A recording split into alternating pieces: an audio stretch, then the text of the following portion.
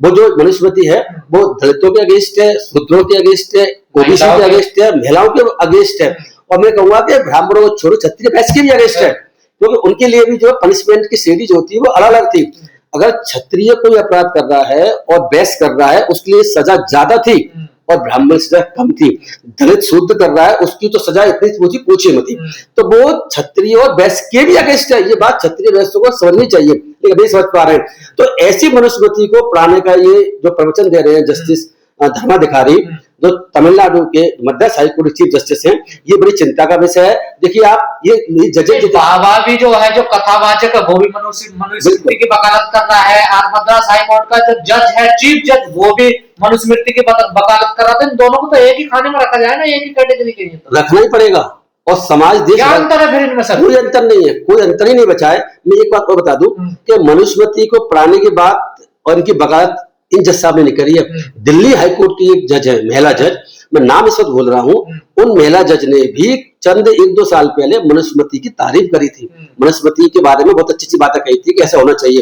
तो आप देखो ना कि दिल्ली हाईकोर्ट में जज मनुस्मृति की बात कर रहे हैं, धर्माधिकारी जी जो मद्रास चीफ जस्टिस है वो मनुस्मृति पढ़ाने की बात कर रहे हैं। सरकार भी चाहती है कि हिंदू की गीता फलाना जो भी है वो वहां पर पढ़ाई जाए, वो तो कई जगह पढ़ाना शुरू कर भी दिया है। आप देखना कि कई जगह सिलेबस में गीता को और रामायण को ले भी आए हैं, मनुस्मृति को भी लेके आ जाएंगे, मुझे लगता है ऐसे ही करेंगे। मैं एक बात और जोड़ दूं कि इसमें जो है दिल्ली की जो जज है आजकल बड़ी चर्चित है, क्या नाम उनका, जस्टिस स्वरकांता शर्मा, केजरीवाल में बात चल ही रहा है उस मसला, पता ही आपको, वो भी आरएसएस के फंक्शन में जाती हैं, वो तो हम पहले चर्चा कर चुके हैं, वहां अपनी 4 बार गई हुई है।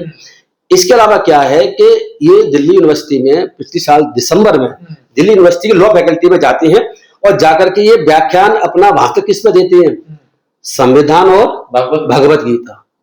अब बताओ कि भगवत गीता और संविधान की दोनों की क्या समानता है? आप संविधान को भगवत गीता से क्यों जोड़ रहे हैं? ये उसी तरह की बात है कि मैं देख रहा हूं कि भारतीय जनता पार्टी की सरकार, भारतीय जनता पार्टी नेता तो बाबा साहब की जयंती मनाते हैं तो उधर बगल में हिंदू धर्म की देवी देवताओं को भी रखते हैं, उसमें वो भारत माता की तस्वीर लाके रखते हैं। तो इसी तरीके से आप समझिए कि ये जो है संविधान को भी गीता से जोड़ना चाहते हैं। और पता जज साहब क्या कह रही है, जज साहब ये कह रही है कि देखो संविधान बताता है आपके कर्तव्य क्या हैं, हमारे कर्तव्य क्या, सरकार कैसे चलनी चाहिए, जजेस क्या करें क्या नहीं करें, ये सब बातों को बताते हैं। लेकिन गीता क्या बताती है? गीता बताती है कि अंदरूनी आप ठीक कैसे रहें, इंटरनल आपकी जो है चीजें कैसे ठीक रहें, और इंटरनल चीजें सही रहेंगी तो आप संविधान का पालन ढंग से कर पाएंगे। उनका कहना ये है कि संविधान में और जो है एक गीता में दोनों बहुत अच्छा कनेक्शन है, गीता को पढ़ने वाला ही ढंग से संविधान। तो केजरीवाल पर तो ठीक कह रहे हैं, विश्वास नहीं है जजों पर में, क्या गलत कह रहे हैं? हम तो पहले से केजरीवाल तो खुल के कह रहे हैं मैं जाऊंगा नहीं, देखिए आपके चैनल पे हम इसमें विचार कर चुके हैं, अपनी बात रख चुके हैं। फिर मैं रिपीट कर दूं, केजरीवाल जी ने जो कहा था उस वक्त कि हमें आप पे विश्वास नहीं है, आप आरएसएस के उसमें जाते हैं, केजरीवाल जी को पता नहीं होगा कि बाद में जो अब जो खबर आ रही है कि ये तो गीता पर ही व्याख्यान दे रही है, यानी आरएसएस की विचारधारा को लेकर चल रही है, बीजेपी विचारधारा चल रही है, ये इशू था। अब मैं तीसरी बात बता दूं कि ये जो है जस्टिस स्वरकांता शर्मा जी, इनके बारे में केजरीवाल ने जो है, जैसे आपने कहा, केजरीवाल ने कह दिया कि अब मैं इनकी कोर्ट पर नहीं जाऊंगा। मुझे केजरीवाल जी का स्टैंड को मैं सल्यूट करता हूं। हमें आज ऐसे लोगों की जरूरत है देश में जो कि न्यायपालिका के जजों को भगवान मान के ना चले। अगर जजेस गलत काम कर रहे हैं तो उनको भंडाफोड़ करें, जैसे कल गवई साहब का बाकी जजों का कर रहे हैं और करना भी चाहिए। तो जब किसी भी व्यक्ति को, किसी भी क्लाइंट को, किसी पार्टी को लगता है कि जज ऐसी विचारधारा लेके चल रहे हैं और विचारधारा के हिसाब से काम भी कर रहे हैं, अपनी बात रख रहे हैं और पहले मेरे खिलाफ जजमेंट दे चुके हैं, उल्टा सीधा जजमेंट दिया हुआ है और हमें दोषी ठहरा दिया पहले इन्होंने, तो ऐसा जज हमारे खिलाफ, हमारे पक्ष में डिसीजन कर भी नहीं सकता और फेयर डिसीजन नहीं ले सकता। तो केजरीवाल जी का स्टैंड बिल्कुल वाजिब है। अब उनका ये कहना कि मैं ना तो मैं खुद पर्सनली इनकी कोर्ट में जाऊंगा अपने केस में, ना किसी वकील को अपॉइंट करूंगा, इन्हें जो करना चाहे करिए, आपकी मर्जी है, बहुत अच्छा स्टैंड है, मैं इसका स्वागत करता हूँ। तो सर आपको नहीं लगता जिस प्रकार का ये इन्होंने माहौल बना दिया, देश में से कॉलेज, स्कूल, लेबोरेटरी सब बंद कर देना चाहिए, क्योंकि अब तो कथा कहानियों के हिसाब से चल रहा है ना सब। देखिए बिल्कुल ठीक बात कह रहे हैं, इसमें तो कोई शक नहीं। आपकी बात मानी जाए तो इनकी बाबा की बात मानिए, जैसे हॉस्टल चल रहा है, बाबा जज और पॉलिटिशियंस और अधिकारी सब एक ही थैली चक्के बट्टे हो गए हैं, ऐसा देखने को मिल रहा है। तो ऐसी स्थिति में आप सही आपने पॉइंट रखा है कि हमें अब जरूरत नहीं है कॉलेज खोलने की, मुझे लगता है कि अदालतों की जरूरत भी कहाँ है। बाबा न्याय कर देंगे। बाबा न्याय कर देंगे। जैसे कि जस्टिस जो स्वतंत्र शर्मा जी ने भी ऐसी बातें कही है गीता के उपदेश के संबंध में, उसी तरीके की जो है आपको पता होगा कि चंद्रचूड़ ने भी कहा था कि मुझे जब भगवान ने आदेश दिया तब जाकर राम मंदिर का मैं जजमेंट कैसे करूं, उनके सामने बैठा अपील करी, तब जाकर भगवान ने रास्ता सुझाया और वो रास्ते के हिसाब से मैंने जजमेंट दिया। जजमेंट जो कि मैं बता रहा हूँ आपको, राम मंदिर वाला जो जजमेंट है बाद विचित वाला, इतिहास में इतना गलत जजमेंट ओपनली आज तक कोई नहीं दिया गया। ये हमारे देश का काला इतिहास बनेगा जब ये होगा कि ये जजमेंट कैसा माना जाएगा, जो जजमेंट से पता चलेगा कि हमारी न्यायपालिका किस तरीके से सरकार के दबाव में और बाबा के दबाव में काम कर रही है। बाबा जितने भी हैं वो सारे के सारे ऐसे बाबा हैं जो कभी सच्चाई के साथ चलते नहीं, संविधान को मानते नहीं और जो झूठ फैलाने के आदी है। जो शिवाजी महाराज जी के बारे में जो बात कही है, तो उस बात के बाद में पूरे महाराष्ट्र में, पूरे देश में बवाल मचा हुआ है और ये कहने की कोशिश ये कर रहे हैं कि शिवाजी महाराज तो युद्ध करके थक चुके थे और थकने की वजह से एक साधु के पास, बाबा के पास जाते हैं और उनसे कहते हैं कि भाई मैं थक चुका हूँ, अब युद्ध करना नहीं चाहता। तो वो बाबा उनको अपना कहता है कि आप जो है सब सत्ता संभालिए और मैं असलियत में मैं रहूंगा राजा बनके, लेकिन आप मेरे आदेश से काम करिए। तो ऐसी कोई घटना कभी इतिहास में हुई नहीं। आपको पता ही होगा नरेंद्र जी के ये सब इतिहास को तोड़ मोड़ के नया इतिहास लिखना चाहते हैं। नए भारत में न्यू इंडिया चल इसीलिए रहा है कि पुराने इतिहास जो सही इतिहास है उसको तोड़ मोड़ के गलत तरीके से साबित करना चाहते हैं। तो ये भी उसी कड़ी का एक हिस्सा है कि इन्होंने जो शिवाजी महाराज को कद को नीचा करने की कोशिश की, जो अपमान करने की कोशिश की, अपमान कर ही दिया, और जो एक बाबा थे, गुरु थे, उनको ऊपर बढ़ाने की कोशिश की है। लेकिन बाद में उन्होंने माफी मांगी, दिखाता है कि वो अंदर गलत था। तो ऐसे बाबाओं को जो पास जो लोग जा रहे हैं वो विचार कर रहे हैं कि हम जो है झूठ, पाखंड, अंधविश्वास जैसी चीजों में इनके माध्यम जाकर के हम जस्टिफाई करने की कोशिश कर रहे हैं। जजेस जा रहे हैं और वो लोग जा रहे हैं, तो इस विचार का प्रश्न देश के। और कई लोग ये कह रहे हैं कि इस प्रकार की ये परंपरा को आगे बढ़ाने, क्योंकि लगातार ब्राह्मण तो झूठा इतिहास बताते रहे, लोग उसे मान लेते थे। सोशल मीडिया है और बहुत सारे यूट्यूब चैनल और बहुत सी फेसबुक चल रही है, तो वो लोग समझ जाते हैं कि ये झूठ बोल रहा है और उसको उजागर करते हैं, भंडाफोड़ भी करते हैं। ये पहले ऐसा नहीं होता था। पहले क्योंकि एक चैनल था सरकारी, बहुत पहली बात करें, अखबारों में हमारी पहुंच नहीं होती, गरीबों की पहुंच नहीं होती, आम आदमी खबर आती नहीं, अभी ना पहले भी नहीं आती थी।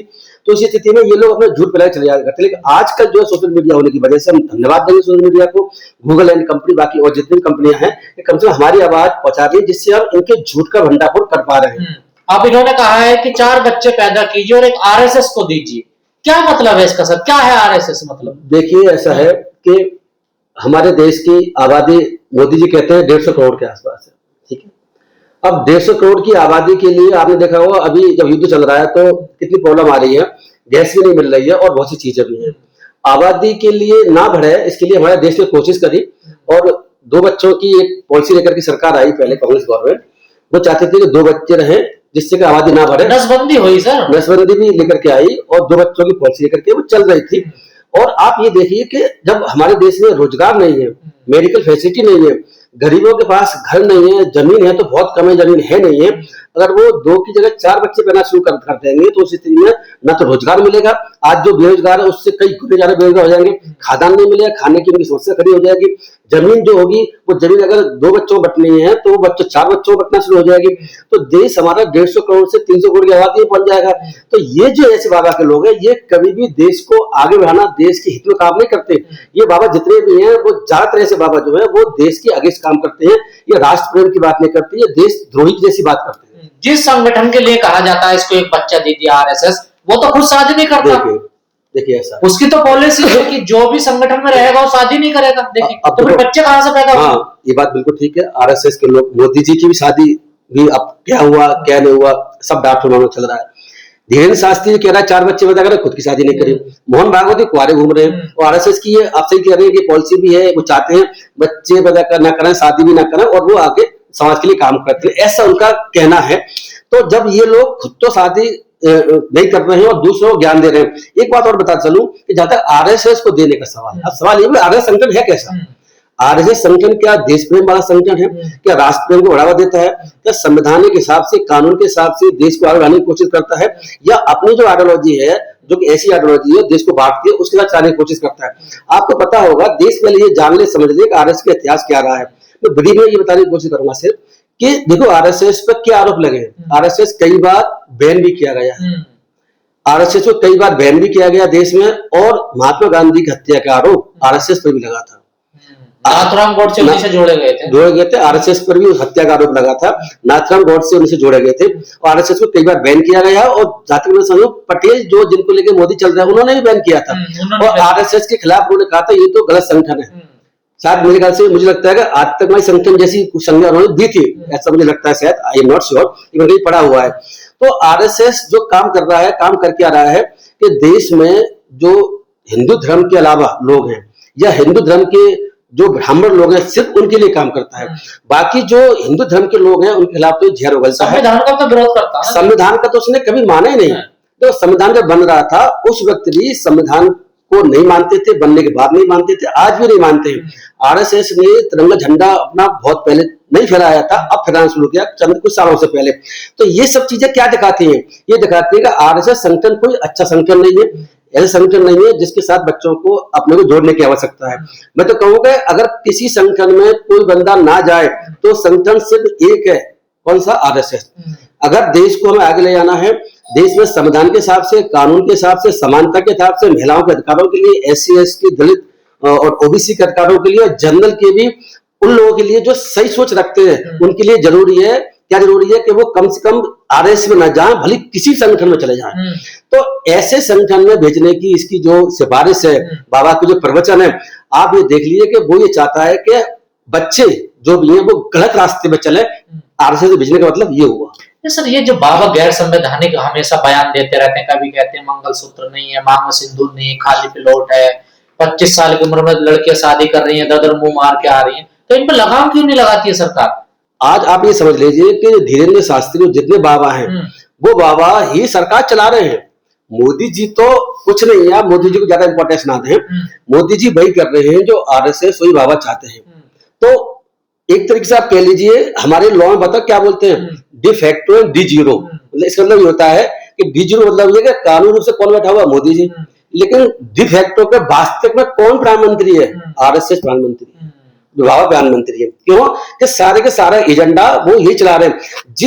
जिस सभा में बैठ करके ये बयान दे रहा है, क्या ज्ञान दे रहा है कि 4 बच्चे पैदा करें आरएसएस के बच्चे, उस मंच पे कौन कौन बैठे थे बताइए मुझे, और सभा क्या थी?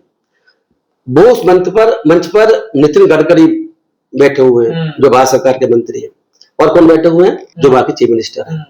आप ये सोच के देखिए, आप जो कह रहे हैं ना लगाम कोई लगाई जाती, जो वहां का चीफ मिनिस्टर और नितिन गडकरी भारत सरकार का मंत्री जो बहुत बड़ा कैबिनेट मिनिस्टर है, उनके सामने उनकी मौजूदगी में, और जब ये बात कह रहा है तो इसका मतलब क्या है कि वो भी यही चाहते हैं। तो आज के समय सरकार और धर्म चाहते तौर पर अपने बच्चों को तो नहीं भेजते ना। आपने तो 2 ही बच्चे जो ज्ञान देते हैं 4 बच्चे पैदा करने का, आपको नहीं लगता है महिलाओं का भी अपमान कर रहे हैं सर? 100% अपमान है महिलाओं का। क्या महिलाएं बच्चे पैदा करने की मशीन है? महिला, देखो आप मुझे समझिए, महिलाओं की अपनी ऑटोनॉमी है, स्वतंत्रता है। वो चाहे तो शादी करे, चाहे शादी न कर, संविधान का अधिकार देता है। चाहे बच्चे पैदा करें, चाहे बच्चे पैदा ना करें, कितने बच्चे पैदा करें ये महिला को देखना। अभी सुप्रीम कोर्ट ने एक जजमेंट दिया है जिसमें कहा है कि कोई अगर महिला है जिसका रेप हुआ है तो उसको अधिकार है, अगर बच्चा उसके जो रेपिस्ट का बच्चा है तो चाहे तो बच्चे को वो गिरवा सकती है। तो अभी सुप्रीम कोर्ट ने, हाई कोर्ट ने जजमेंट दी है। तो महिला की ऑटोनॉमी, महिला की स्वतंत्रता ये संवैधानिक फंडामेंटल राइट है।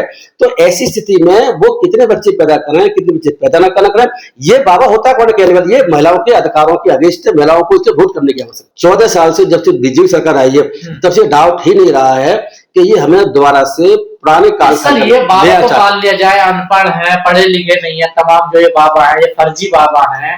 लेकिन आजकल देखने को मिल रहा है सर, जो जज है वो भी तो ऐसी बातें कर रहे हैं। कोई भगवत गीता की बात कर रहा है, कोई मनुस्मृति की बात कर रहा है, कोई पता नहीं किसकी बात कर रहा है। तो अंतर कहाँ है सर?